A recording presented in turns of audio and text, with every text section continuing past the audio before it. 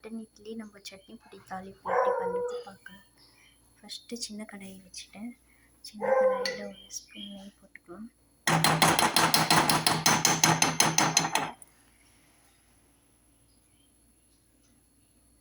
நெய் அதிகமாக யூஸ் பண்ணுறவங்க யூஸ் பண்ணிக்கலாம், கம்மியாக சாப்பிட்றவங்க கம்மியாக சாப்பிட்லாம்.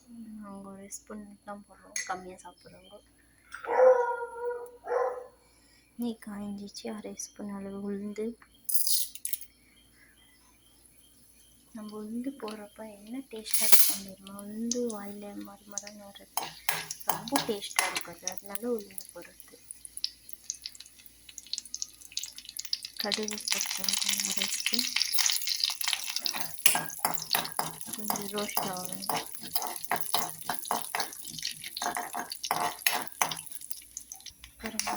நல்லா டோஸ்ட் ஆயிடுச்சு. அரை ஸ்பூன் ஜீரகம் போட்டுக்கலாம்.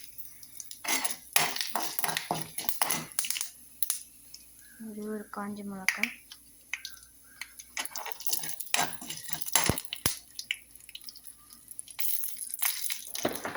நாலு இலை கருவேப்பிலை,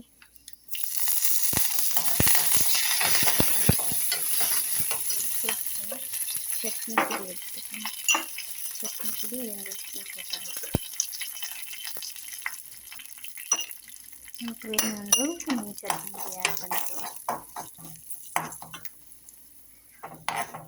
இப்போ இட்லி எடுத்து நம்ம இதில் போட்டுடலாம்.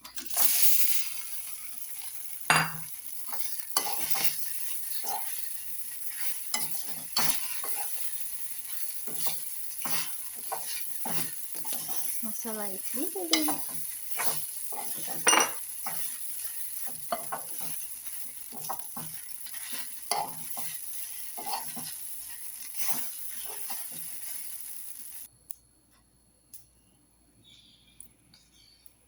ரொம்ப டேஸ்ட்டாக இருக்கும், ட்ரை பண்ணி பாருங்கள்.